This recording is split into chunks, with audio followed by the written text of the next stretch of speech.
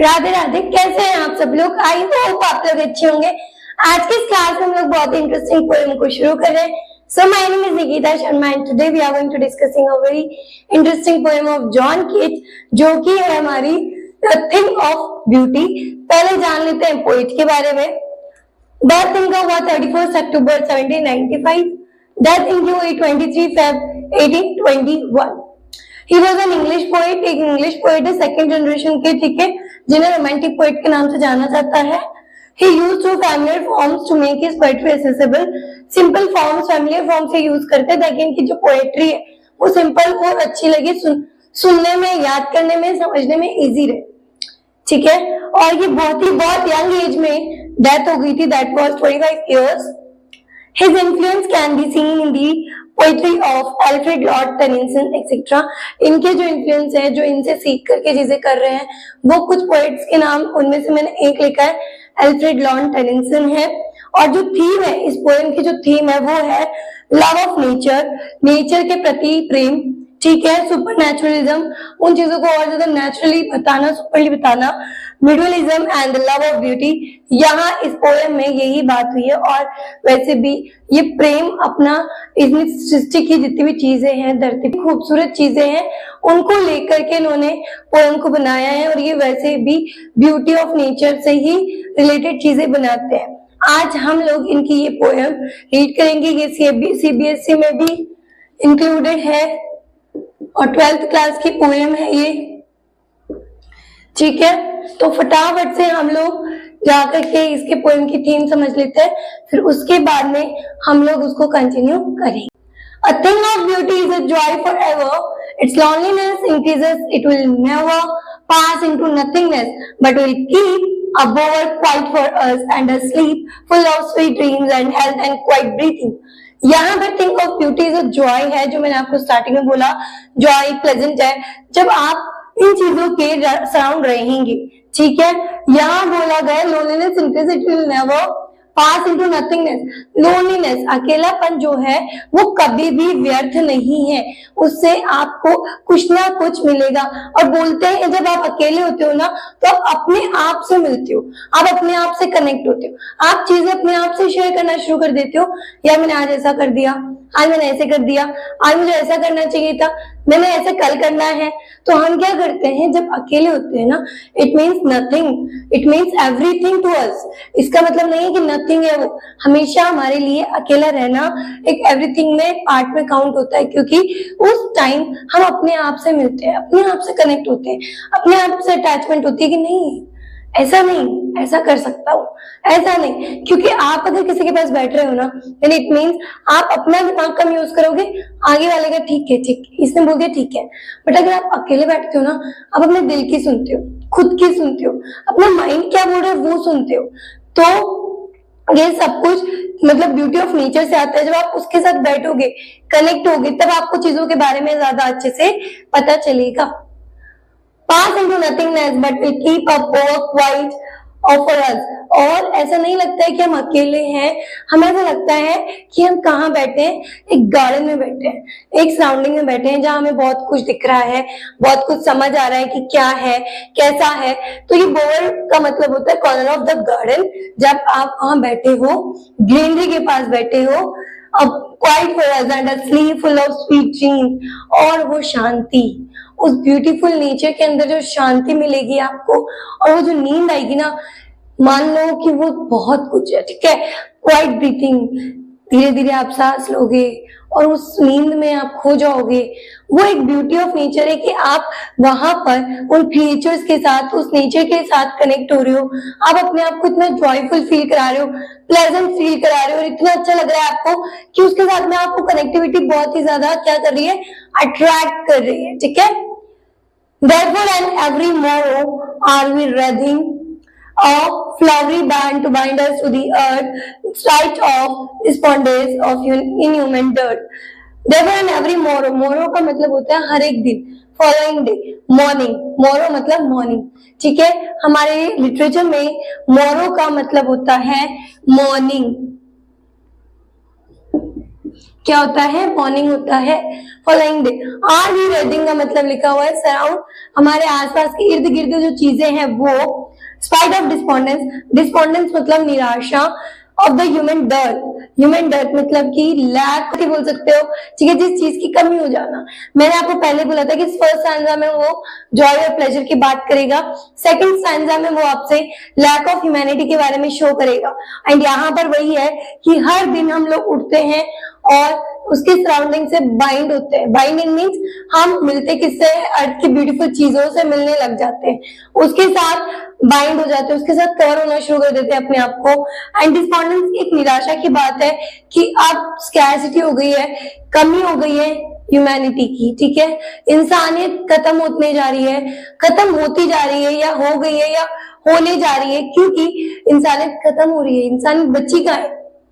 लोग एक दूसरे को देख के जलते हैं, लोग एक दूसरे की कामयाबी को पसंद नहीं करते, वो सोचते हैं ऐसा क्या हो गया यार, ये कैसे जा रहा है, मैं क्यों नहीं जा पा रहा हूं, मैं क्यों नहीं हो रहा है, वो नहीं जाना चाहिए, ये तो मेरा दुश्मन है, मेरी लड़ाई हो गई थी इससे, तो इसलिए नहीं जाना चाहिए यार, क्यों इतना अच्छा कर रहा है वो, मुझसे क्यों नहीं हो रहा। हम कंपैरिजन कर लेते हैं, हम ये कर लेते हैं, वो कर लेते हैं, एंड उसके बारे में भला बुरा सोच लेते हैं। ये इनह्यूमैनिटी है भाई, आप क्यों सोच रहे हो, आप अपना सोचो ना, अच्छा सोचो ना। नहीं, बट हमें क्या होता है, that jealousy which grows everything in bad situations, okay, वो एक चीज हमें हर चीज के अंदर गंदा कर देती है, ऐसा नहीं, ऐसा नहीं, ऐसा नहीं, ऐसा नहीं, तो हमें उन चीजों को बदलना चाहिए, अच्छा करना चाहिए। Of noble natures of the gloomy days, of all the unhealthy and over darkened ways made up for our searching, yes, in spite of all, some shapes of beauty moves away the pole and from our dark spirits।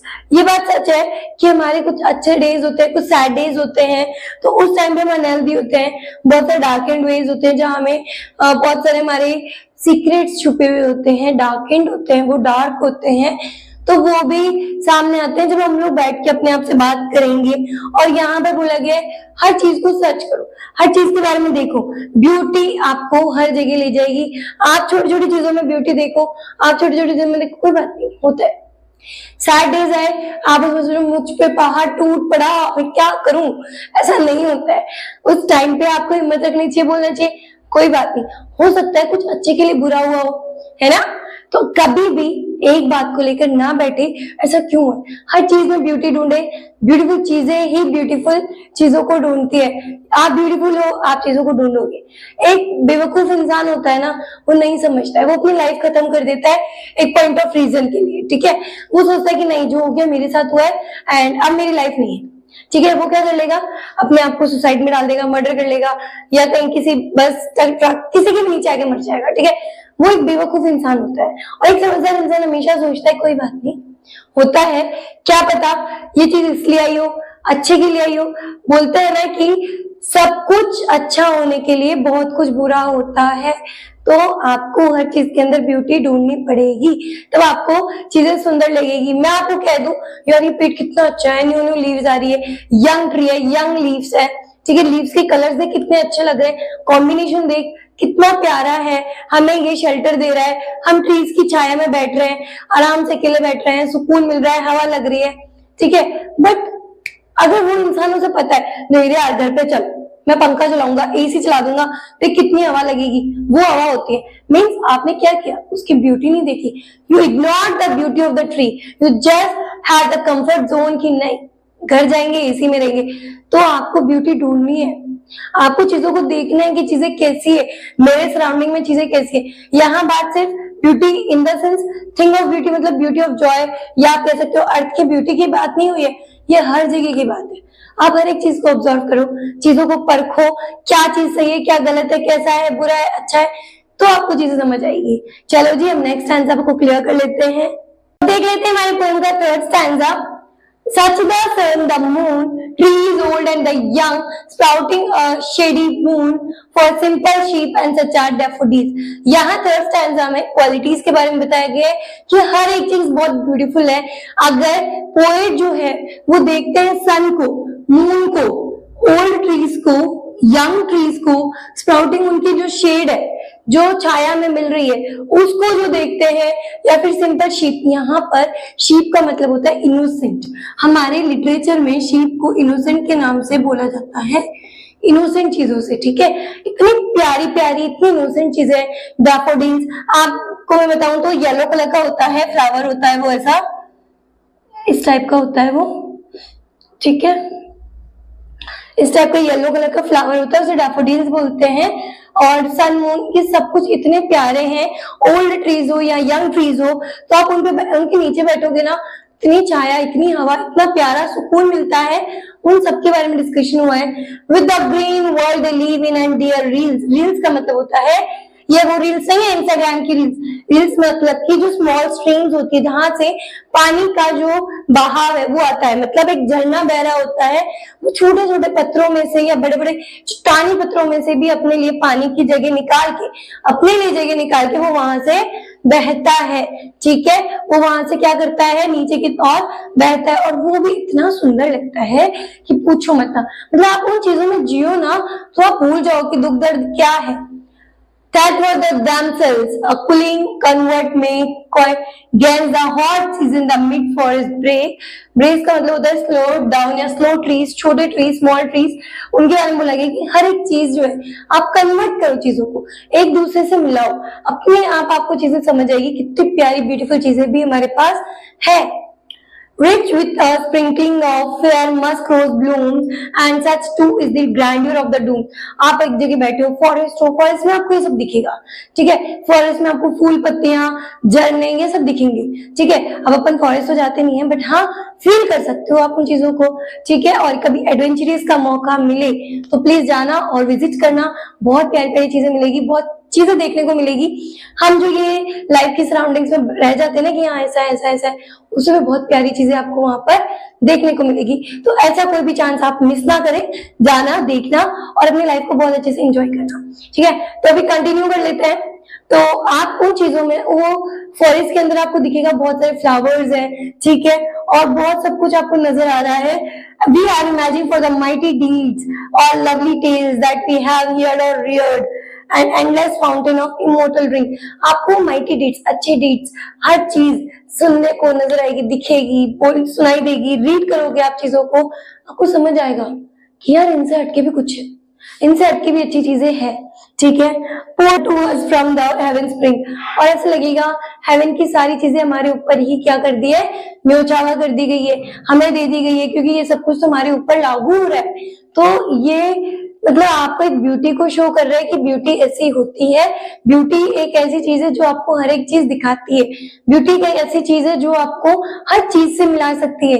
और अगर आप चीजों को देखना, परखना शुरू कर दोगे, चीजों को पॉजिटिवली लेना शुरू कर दोगे, तो आपको कोई भी नेगेटिव फीचर में डाल ही नहीं सकता है, ठीक है। तो उन चीजों को आप एडमायर करो, अपने आप को एडमायर करो कि मैं जैसा भी हूँ, अच्छा हूँ, ब्यूटीफुल हूँ, और मुझे चीजों को अच्छा करना है। मुझे नहीं सोचना है क्या बुरा क्या अच्छा, सब कुछ अच्छा होता है, ठीक है। In the end of the story everything goes right, but at the moment we think यार that is very bad for us, that is bad for us. So don't let them to continue in your life. Just stay calm and be brave and stay aware that everything is okay. Some things are good and some things are bad. You have to be control your emotions and control your feelings at that time. Okay.